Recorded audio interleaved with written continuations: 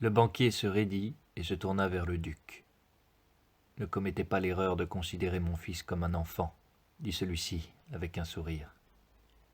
Le regard de Jessica courut sur la table. Elle remarqua que Bute avait abandonné son air sombre et que Keynes souriait, de même que le contrebandier Tuek. « C'est une règle d'écologie que le jeune maître semble très bien connaître, » dit Keynes.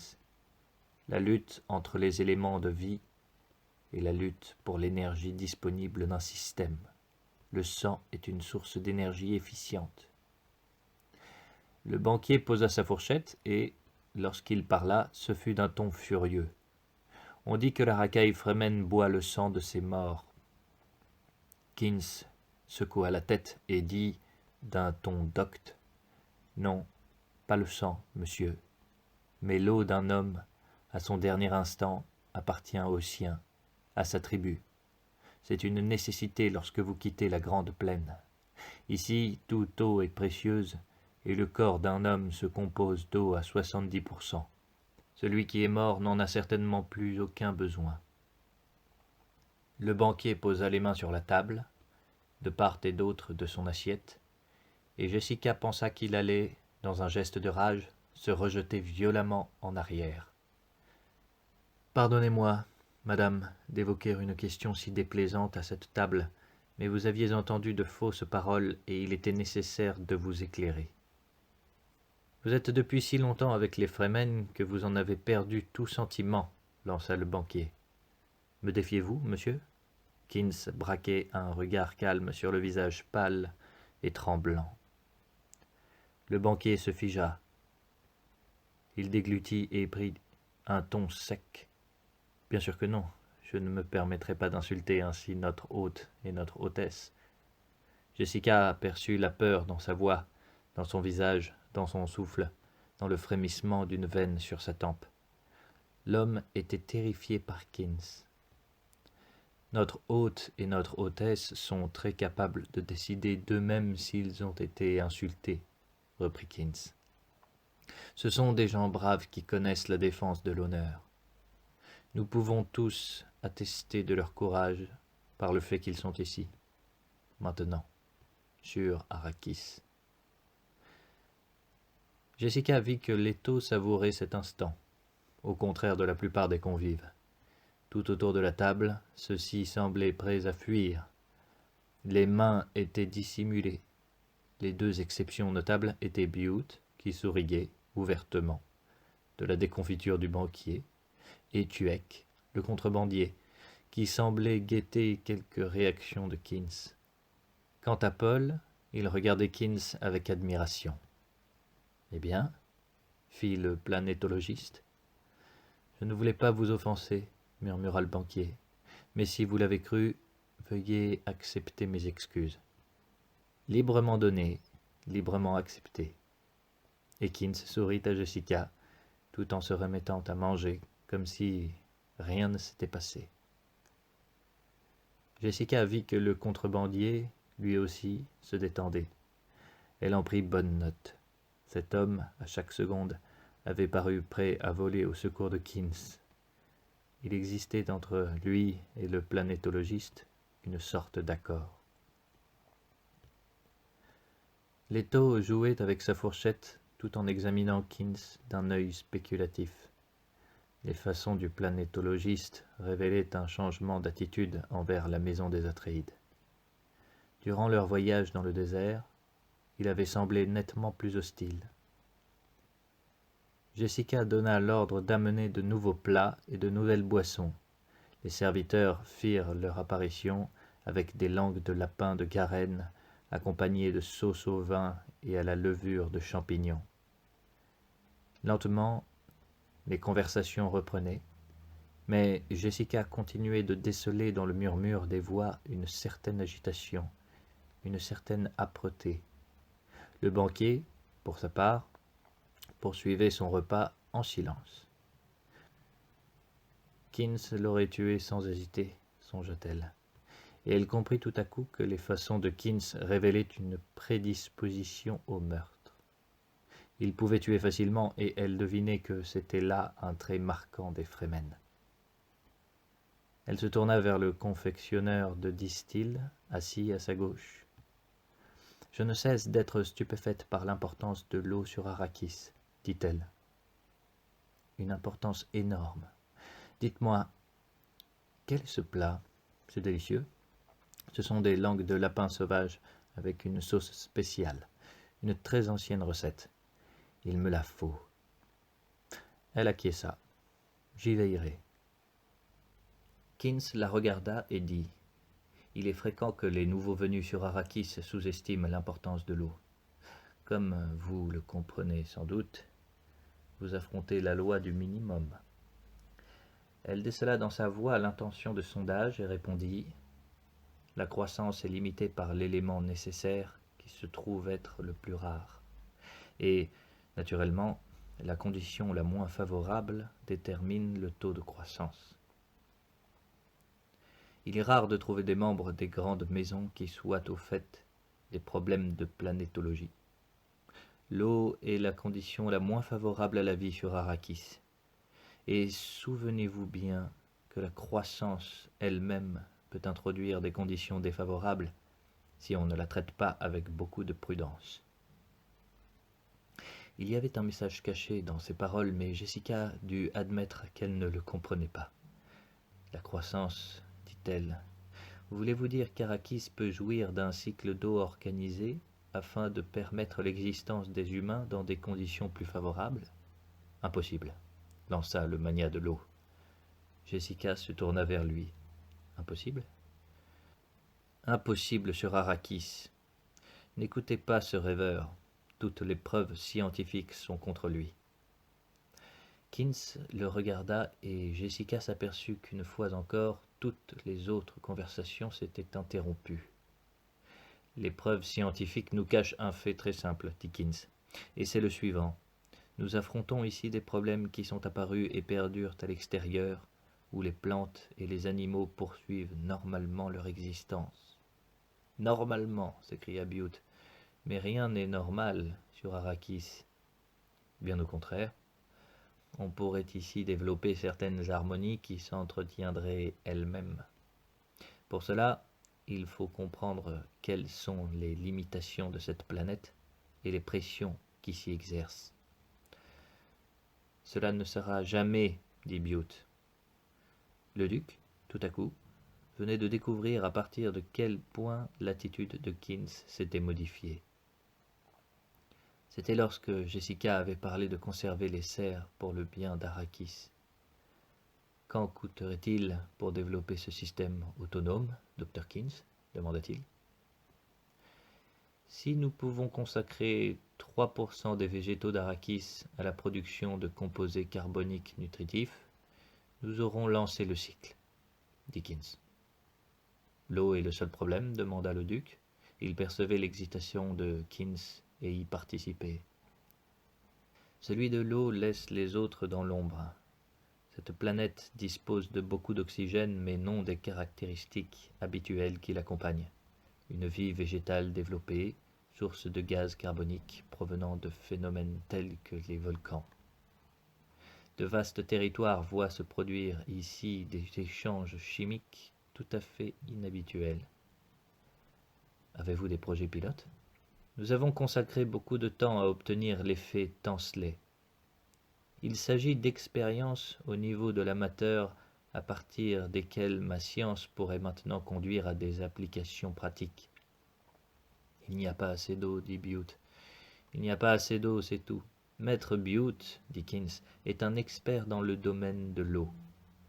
Il sourit et revint à son assiette.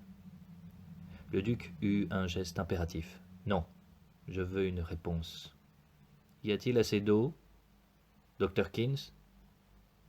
Kins ne leva pas la tête. Jessica détaillait le jeu des émotions sur son visage. Il se cache bien, songeait-elle. Mais à présent, elle l'avait enregistré et elle lisait qu'il regrettait ses paroles.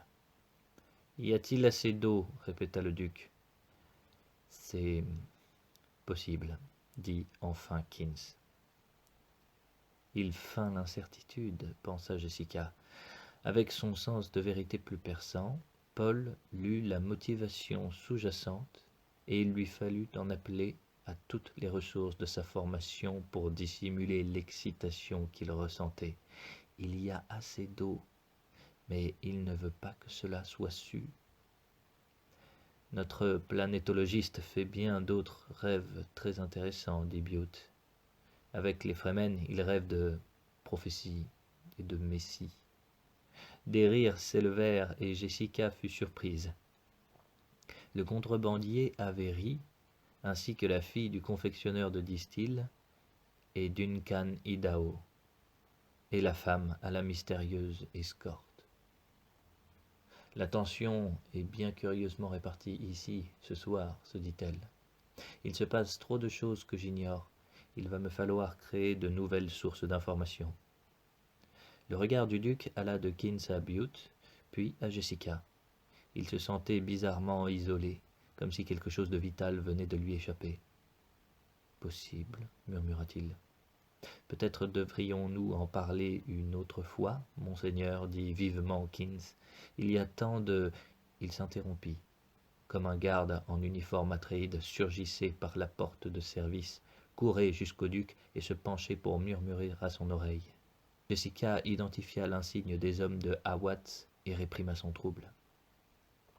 Elle s'adressa à la compagne du confectionneur de distil, une femme minuscule au visage de poupée, à la chevelure brune. « Ma chère, vous avez à peine touché votre assiette. Dois-je vous commander quelque chose d'autre ?» La femme jeta un regard à son compagnon avant de répondre. « Je n'ai pas très faim. » Brusquement, le duc se leva aux côtés du soldat et il déclara sur un ton de commandement que chacun reste assis. « Pardonnez-moi, mais un problème se pose qui requiert mon intervention personnelle. » Il fit un pas en arrière. « Paul, veux-tu me remplacer en tant qu'hôte, je te prie ?» Paul se leva.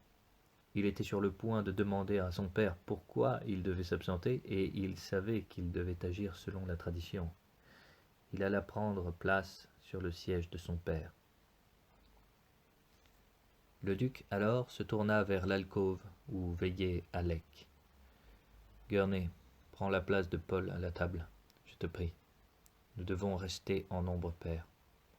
Lorsque le repas aura pris fin, il se peut que je te demande de conduire Paul au poste de commandement. Tiens-toi prêt. » Alec sortit de l'alcôve. Il était en tenue, et sa laideur paraissait déplacée dans tout ce raffinement et ces chatoiements. Il posa sa balisette contre le mur et alla s'installer dans le siège laissé vacant par Paul. « Inutile de s'inquiéter, reprit le duc. Mais il me faut demander à chacun de ne pas quitter l'abri de notre demeure jusqu'à nouvel ordre. Vous serez parfaitement en sécurité tant que vous serez ici. Ce petit contretemps s'arrangera très vite. » Paul saisit les mots codes. Abri, ordre, sécurité, vite. Le problème concernait la sécurité et non la violence. Il vit que sa mère avait également compris le message. Tous deux se détendirent. Le duc inclina brièvement le menton et sortit par la porte de service, suivi du soldat. « Reprenons ce dîner, je vous prie, dit Paul. Je crois que le docteur Kins parlait de l'eau. »« Pourrions-nous y revenir une autre fois, dit le planétologiste. »« Quand il vous plaira, répondit Paul. Et Jessica, avec fierté, remarqua la dignité de l'attitude de son fils, la maturité de son assurance. Le banquier prit son flacon d'eau et l'agita à l'adresse de Bute. Ici, nul ne saurait surpasser maître Bute pour ce qui est des phrases fleuries. On pourrait presque penser qu'il aspire au statut des grandes maisons. Allons, maître Bute, portez-nous donc un toast.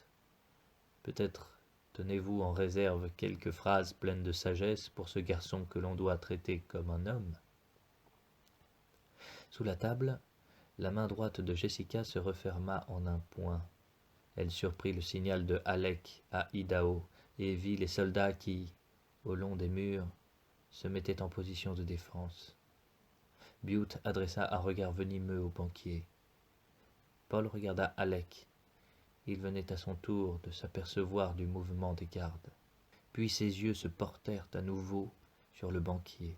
Celui-ci finalement abaissa son flacon d'eau. Une fois, sur Caladan, dit Paul.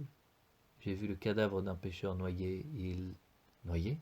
S'écria la fille du confectionneur de distil. Paul hésita. Oui. Immergé dans l'eau jusqu'à ce que mort s'ensuive, noyé. Quelle intéressante façon de mourir. Il eut un sourire dur, puis regarda de nouveau le banquier. Ce qui était intéressant chez cet homme, c'étaient les blessures qu'il portait aux épaules.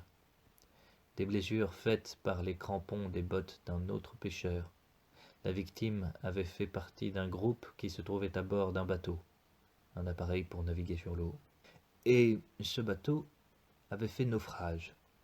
Il s'était enfoncé dans l'eau. Un autre pêcheur, qui avait aidé à ramener le corps, dit qu'il avait déjà rencontré ce genre de blessure plusieurs fois déjà. Elle révélait qu'un autre passager avait essayé, au moment du naufrage, de grimper sur les épaules de son malheureux compagnon, dans l'espoir d'atteindre ainsi la surface pour respirer l'air. Et en quoi était-ce intéressant? Demanda le banquier.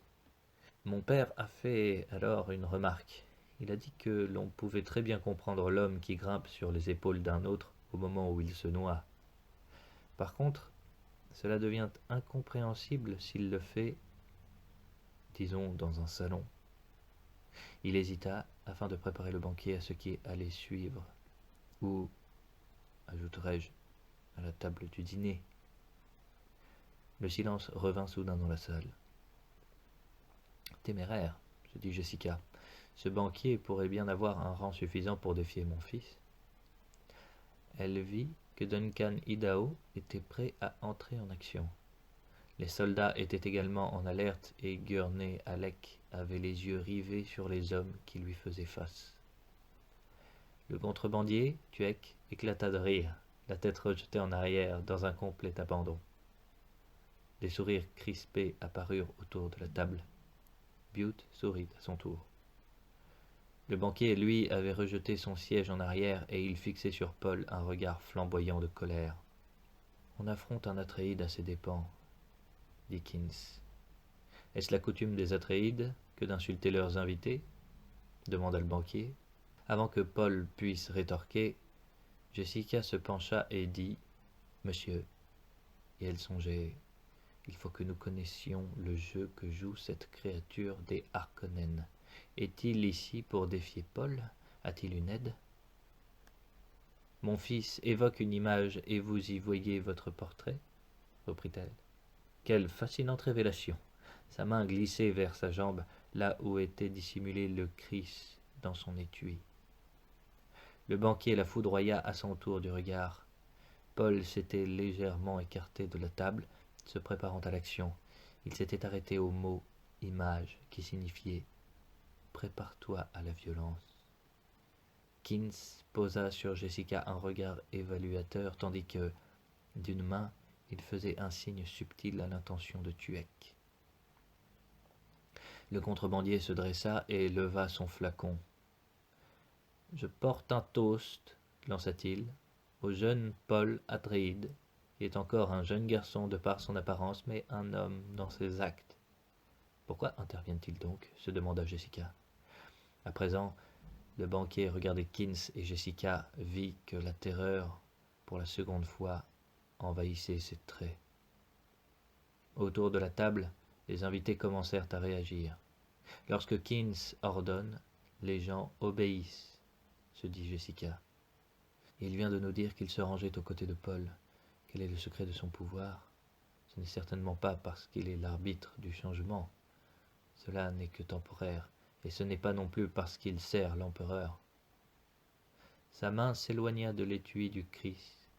Elle prit son flacon, le leva vers Keynes, qui répondit. Seuls Paul et le banquier, sous, quel surnom stupide, pensait Jessica, demeurèrent les mains vides. L'attention du banquier restait fixée sur Keynes. Quant à Paul, il regardait son assiette. Et il pensait, j'avais les choses en main, pourquoi sont-ils intervenus? Il regarda subrepticement ses voisins mâles. Prépare-toi à la violence, mais venant de qui? Certainement pas de ce banquier. Halleck parla à la cantonade. Dans notre société, les individus ne devraient pas aussi vite se considérer comme offensés. Cela équivaut fréquemment à un suicide. Son regard se posa sur la fille du confectionneur de distil. Ne le pensez-vous pas, mademoiselle? Oh oui, oui, bien sûr, dit-elle. Il y a trop de violence. Cela me rend malade. Et la plupart du temps, il n'y a aucune offense. Pourtant, des gens meurent. Cela n'a pas de sens. Certainement, dit Alec. Jessica découvrit à quel point l'attitude de la fille avait été proche de la perfection, et elle songea: cette petite femelle à la tête vide n'est pas du tout une petite femelle à la tête vide. Elle décela alors la menace et comprit que Alec, lui aussi, l'avait décelée. Ils avaient tenté de séduire Paul par le sexe. Elle se détendit. Sans doute son fils avait-il été le premier à s'en apercevoir. Cette manœuvre n'avait pas échappé aux perceptions entraînées de Paul. Ne serait-ce pas l'occasion d'une nouvelle excuse? Demanda Keynes au banquier. Ce dernier se tourna vers Jessica avec un sourire douloureux. Madame, je crains d'avoir sous-estimé vos vins. Ceux que vous nous avez fait servir sont puissants et je n'y suis point accoutumé. Il y avait du venin dans ces paroles, Jessica répondit d'une voix douce. Lorsque des étrangers se rencontrent, il convient de faire une certaine place aux différences de formation et de coutume. Merci, madame. La voisine du confectionneur de distil se pencha alors vers Jessica et demanda: le duc nous a enjoint de demeurer ici. J'espère que cela ne signifie pas de nouveaux combats. Ainsi c'est à ce point qu'elle devait amener la conversation, se dit Jessica. Je pense que tout ceci sera sans importance, dit-elle. Mais en ce moment, il y a tant de détails qui requièrent l'attention du duc. Aussi longtemps que l'inimitié persistera entre les Atréides et les Harkonnen, nous ne saurions être trop prudents. Le duc a invoqué le Canli, et il est certain qu'il n'entend pas laisser en vie un seul agent des Harkonnen sur Arrakis. Son regard se posa sur le banquier. Bien entendu, les conventions lui donnent raison sur ce point. Son regard revint sur Keynes. N'est-il point vrai, docteur Keynes? Très certainement. Discrètement, le confectionneur de distil attira son voisin en arrière. Jessica dit en le regardant: je pense que je vais encore manger, peut-être de cet oiseau que l'on nous a servi précédemment. Elle fit signe à un serviteur et se tourna vers le banquier. Et vous, monsieur, vous parliez des oiseaux et de leurs mœurs. Il existe tant de choses passionnantes sur Arrakis. Dites-moi, où trouve-t-on l'épice? Les chasseurs vont-ils loin dans le désert? Oh non, madame, on ne sait que peu de choses sur le désert profond, et presque rien des régions méridionales. Si l'on en croit un conte, dit Keynes, on devrait trouver une grande charge mère d'épices dans ces régions. Mais je pense qu'il ne s'agit là que d'une invention pour les besoins d'une chanson. Parfois, des chasseurs d'épices audacieux pénètrent dans la ceinture centrale, mais c'est extrêmement dangereux. La navigation y est incertaine, les tempêtes fréquentes. Les accidents se multiplient dans des proportions dramatiques à mesure que vous vous éloignez des bases du bouclier. On a découvert qu'il n'était guère profitable de se risquer loin dans le sud. Bien sûr, si nous disposions d'un satellite météo. Bute leva les yeux et dit, la bouche pleine: on dit que les Fremen vont jusque-là, qu'ils se risquent n'importe où et qu'ils ont trouvé des... On dit que les Fremen vont jusque-là, qu'ils se risquent n'importe où et qu'ils ont trouvé des trempes et des puits-gorgeurs même dans le sud. Des trempes et des puits-gorgeurs? Demanda Jessica. Ce ne sont que des rumeurs qui courent, madame, intervint Keynes. Ce sont des choses que l'on connaît sur les autres mondes, pas sur Arrakis. Une trempe est un endroit où l'eau filtre jusqu'à la surface, ou du moins assez près de la surface pour que l'on décèle sa présence à certains signes. Un puits-gorgeur est une forme de trempe qui permet de se désaltérer à l'aide d'un chalumeau engagé dans le sable. Du moins, à ce que l'on raconte. Ces mots sont trompeurs, songea Jessica. Pourquoi ment-il? Se demanda Paul. Comme c'est intéressant, fit Jessica. à ce que l'on raconte. Quel curieux maniérisme dans leur façon de s'exprimer. S'ils savaient à quel point cela révèle l'importance qu'ils accordent aux superstitions. Il paraîtrait que vous avez un dicton, fit Paul. Le vernis vient des cités, la sagesse du désert. Il y a bien des dictons sur Arrakis, dit Kins. Avant que Jessica ait pu formuler une nouvelle question, un serviteur lui présenta un billet. Elle le déplia, reconnut l'écriture du duc et ses signes codés. Elle releva la tête et dit « Vous serez tous heureux d'apprendre que le duc nous rassure. Le problème qui justifiait sa présence a reçu une solution. On a retrouvé le portant disparu.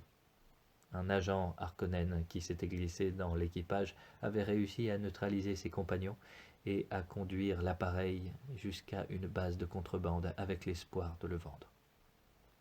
L'homme et la machine nous ont été restitués. » Elle inclina la tête à l'adresse de Tuek qui lui répondit. Puis elle replia le billet et le glissa dans sa manche. « Je suis satisfait de voir que cela ne s'est pas transformé en bataille ouverte, dit le banquier. Le peuple espère à un tel point que les Atreides vont lui amener la paix et la prospérité. Surtout la prospérité, dit Bute. Pouvons-nous goûter au dessert, à présent demanda Jessica. J'ai demandé à notre chef une douceur de Caladan, du riz sauce dolça. Le nom seul est déjà délicieux, s'exclama le confectionneur de distil. Serait-il possible d'avoir la recette? Toutes les recettes que vous désirerez, dit Jessica, tout en enregistrant l'homme pour Awat plus tard. Ce fabricant de distil était un petit arriviste peureux qu'il serait facile d'acheter. Autour d'elle, les conversations avaient repris. Quelle splendide étoffe! Il faut faire un ensemble pour aller avec le bijou. Nous devrions essayer d'augmenter la production pendant le prochain... Jessica abaissa le regard sur son assiette. Elle pensait à la partie codée du message de Leto. Les Harkonnen ont tenté d'introduire une cargaison de laser. Nous les avons capturés, mais ceci peut signifier qu'ils ont réussi avec d'autres cargaisons, et certainement qu'ils n'accordent pas une grande importance au bouclier. Prenez les précautions appropriées. Des lasers. Leurs rayons pouvaient percer n'importe quel matériau connu non pourvu d'un bouclier. Le fait que le contact d'un rayon laser avec un bouclier provoquait l'explosion simultanée de l'un et de l'autre ne semblait pas inquiéter les Harkonnen. Pourquoi? L'explosion du bouclier et du laser libérait une énergie dangereusement variable. L'explosion du bouclier et du laser libérait une énergie dangereusement variable qui pouvait dépasser celle de tous les atomiques ou ne tuer que le tireur et son objectif. Elle était troublée par toutes les inconnues qu'elle sentait là. « Je n'ai jamais douté que nous retrouverions ce portant, » déclara Paul. « Lorsque mon père s'attaque à un problème, il le résout. Les Harkonnen commencent seulement à le découvrir. » Il parade, songea Jessica, il ne devrait pas. Quelqu'un qui va se terrer dans le plus lointain sous-sol durant la nuit pour échapper au laser n'a pas le droit de parader.